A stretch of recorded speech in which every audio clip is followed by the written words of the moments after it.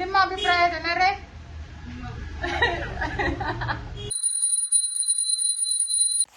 Hello guys, ಎಲ್ಲರಿಗೂ ನಮಸ್ಕಾರ. ನನ್ನ ಯೂಟ್ಯೂಬ್ ಚಾನಲ್ಗೆ ಸ್ವಾಗತ. ಸೊ ಏನಪ್ಪ ಅಂದರೆ ವಿಶೇಷ, ಇವತ್ತು ವೈಕುಂಠ ಏಕಾದಶಿ. ನಿಮ್ಮೆಲ್ಲರಿಗೂ ಗೊತ್ತಿರೋ ಹಾಗೆ ಡಿಸೆಂಬರ್ ತಿಂಗಳ ಕೊನೆಯ ಏಕಾದಶಿ ವೈಕುಂಠ ಏಕಾದಶಿ. ತುಂಬ ಜನ ಇದ್ರ ದಿನ ಉಪವಾಸ ಮಾಡ್ತಿರ್ತಾರೆ, ವ್ರತಗಳನ್ನ ಮಾಡ್ತಿರ್ತಾರೆ, ಹಾಗೆ ಮನೆಯಲ್ಲಿ ಪೂಜೆಗಳನ್ನ ಕೂಡ ಮಾಡ್ತಿರ್ತಾರೆ. ಸೊ ಸದ್ಯಕ್ಕೆ ನಾನು ಪೂಜೆ ಮಾಡಿಬಿಟ್ಟು ನಾನು ಇವತ್ತಿನ ಡೇ ಉಪವಾಸ ವ್ರತ ಕೂಡ ಇದ್ದೆ. ಸೊ ಮನೇಲಿ ಪೂಜೆನ ಕಂಪ್ಲೀಟ್ ಮಾಡಿ ನಾನು ಸಲೂನ್ಗೆ ಬಂದೆ. ಸೊ ಹಲೋ ಗಾಯ್ಸ್ ಎಲ್ರಿಗೂ. ಸೊ ಇವತ್ತು ವೈಕುಂಠ ಏಕಾದಶಿ.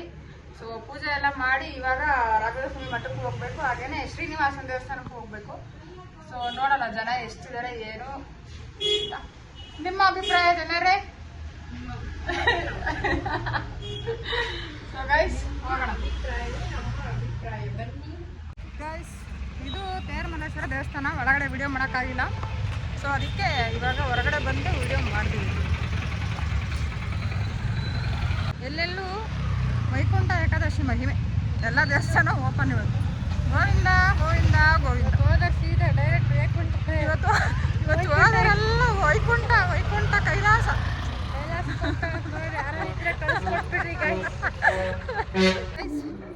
ರಾಯರ ಮಠಕ್ಕೆ ಬಂದಿದ್ದೀವಿ. ಯಾರನ್ನ ಬಂದಿದ್ದೀರಾ ನಾವು ವಿಡಿಯೋ ಮಾಡೋದಾದ್ಮೇಲೆ ಅಂತ ಕಮೆಂಟ್ ಸೆಕ್ಷನಲ್ಲಿ ತಿಳಿಸಿ ಆಯಿತಾ.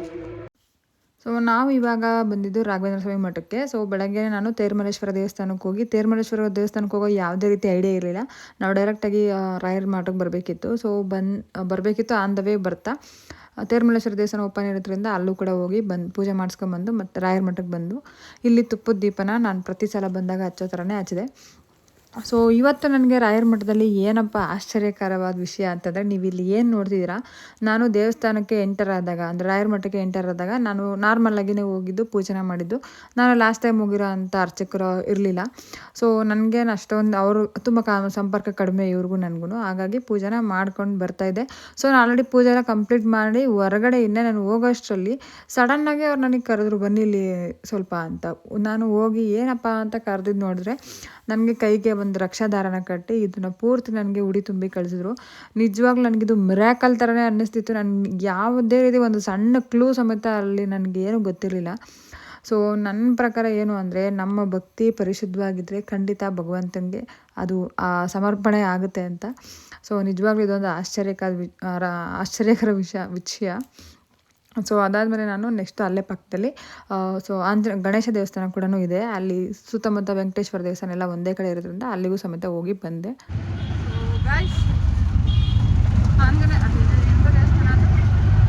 ರಾಯರ ಮಠ ಮತ್ತು ಗಣಪತಿ ದೇವಸ್ಥಾನ ಮುಗಿಸ್ಕೊಂಡು ಇವಾಗ ಲಕ್ಷ್ಮಮ್ಮ ಲೇಔಟ್ಗೆ ಹೋಗ್ತಿದ್ದೀವಿ. ಸೊ ಅಲ್ಲಿ ವೆಂಕಟೇಶ್ವರ ದೇವಸ್ಥಾನ ಇರೋದು. ಚೆನ್ನಾಗಾಯಿತು ಪೂಜೆ ಎಲ್ಲ. ನಾವು ಗೆಸ್ ಕೂಡ ಮಾಡಿರಲಿಲ್ಲ ಈ ಥರ ರಾಯರ ಆಶೀರ್ವಾದ ಸಿಗುತ್ತೆ ಅಂತ. ನಮಗೆ ರಕ್ಷಾದಾರ ಎಲ್ಲ ಕಟ್ಟಿಸಿದ್ದೀನಿ ನಮ್ಮ ಮನೆಗೆ. ನನ್ನಷ್ಟು ಆಗ್ತಾಯಿಲ್ಲ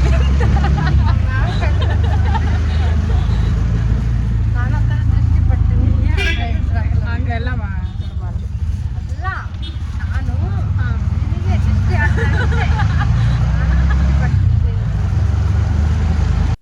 ಗಾಯ್ಸ್ ಇವಾಗ ನಾವು ವೈಕುಂಠ ಏಕಾದಶಿ ನಡೀತಿರೋಂಥ ಹಿರಿಯೂರಲ್ಲಿ, ಇದು ಬಂದು ಲಕ್ಷ್ಮಮ್ಮ ಲೇಔಟ್ ಅಂತ. ಇಲ್ಲಿ ತುಂಬ ಚೆನ್ನಾಗಿದೆ ದೇವಸ್ಥಾನ.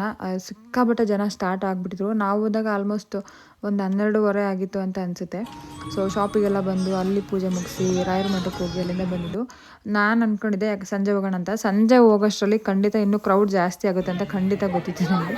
ಅದಕ್ಕೆ ಅಲ್ಲಿಗೆ ಹೋಗೋದು ಬೇಡ ಅಂತ ಡೈರೆಕ್ಟಾಗಿ ಇಲ್ಲಿಗೆ ಬಂದ್ವಿ. 12:30 ಆಗಿತ್ತು. ಸೊ ಈ ಹುಡುಗರು ನೋಡಿ ಬರೋರಿಗೆಲ್ಲರಿಗೂ ಇನ್ಸ್ಟಾಗ್ರಾಮ್ ಪೇಜ್ನ ಫಾಲೋ ಮಾಡಿ ಅಂತ ಹೇಳಿ.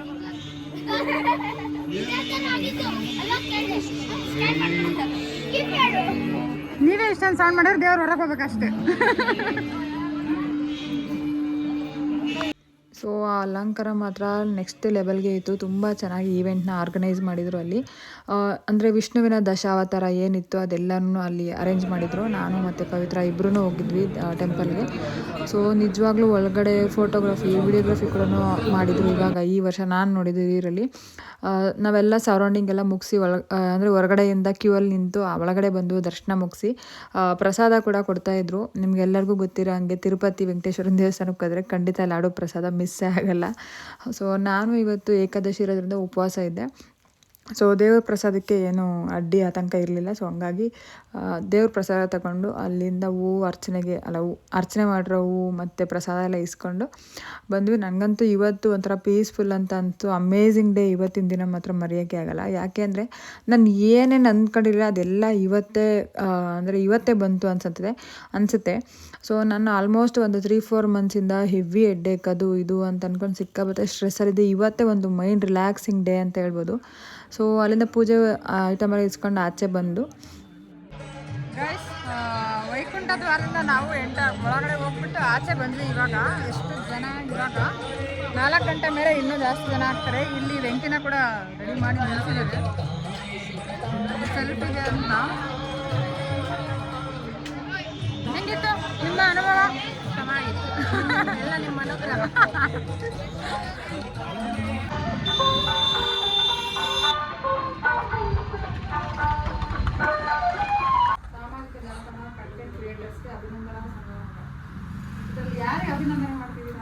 ಟೋಟಲ್ ಹಿರಿಯೂರಲ್ಲಿ ನಮ್ಮ ಏನೇನು ಕಂಟೆಂಟ್ ಮಾಡ್ತಾರೋ ಎಲ್ಲರನ್ನೂ ಕರೆಸಿ ಅವ್ರಿಗೆ ಸನ್ಮಾನ ಮಾಡಿ ಪ್ರೋತ್ಸಾಹ ಮಾಡಿ ನಾವು ನಿಮ್ಮ ಜೊತೆಲಿ ಇರ್ತೀವಿ.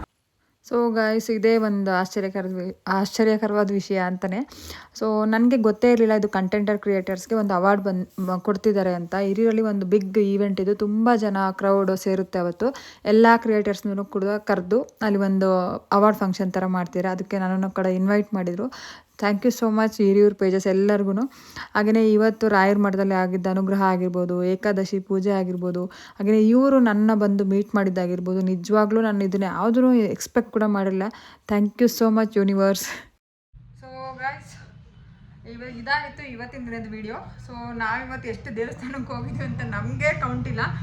ಸಿಕ್ಕಾಪಟ್ಟೆ ಖುಷಿ ಆಗಿರೋಂಥ ದಿನ ಇವತ್ತು. ಸೊ ನಂದು ಯೂಟ್ಯೂಬಲ್ಲಿ 1K ಸಬ್ಸ್ಕ್ರೈಬರ್ ಕಂಪ್ಲೀಟ್ ಆದರು. ಹಾಗೆಯೇ ಕೆಲವೊಂದು ಫಂಕ್ಷನ್ ಕೂಡ ಇತ್ತು, ಅದು ಕೂಡ ಇನ್ವೈಟ್ ಮಾಡಿದ್ರು. ಹಾಗೆ ರಾಯರದು ಒಳ್ಳೆ ದರ್ಶನ ಕೂಡ ಆಯಿತು. ಅವ್ರ ಕಡೆಯಿಂದ ನಮಗೆ ಒಳ್ಳೆ ಪ್ರಸಾದನೂ ಸಿಕ್ತು. ಸೊ ನನಗೆ ಇದಕ್ಕಿಂತ ಹೆಚ್ಚಾಗಿ ಏನು ಬೇಡ ಅನಿಸುತ್ತೆ. ಸೊ ನಿಮ್ಮೆಲ್ಲರ ಆಶೀರ್ವಾದ ಸದಾ ಹೀಗೆ ಇರಲಿ. ನಿಮ್ಮ ಕನ್ನಡತೆಯನ್ನು ಸದಾ ಪ್ರೋತ್ಸಾಹಿಸಿ. ಸೊ ಗಾಯ್ಸ್, ನೆಕ್ಸ್ಟ್ ವಿಡಿಯೋದಲ್ಲಿ ಮತ್ತೆ ಸಿಗ್ತೀನಿ ಹೊಸ ಕಂಟೆಂಟ್ ಜೊತೆಗೆ. ಸೊ ಗಾಯ್ಸ್, ಬಾಯ್.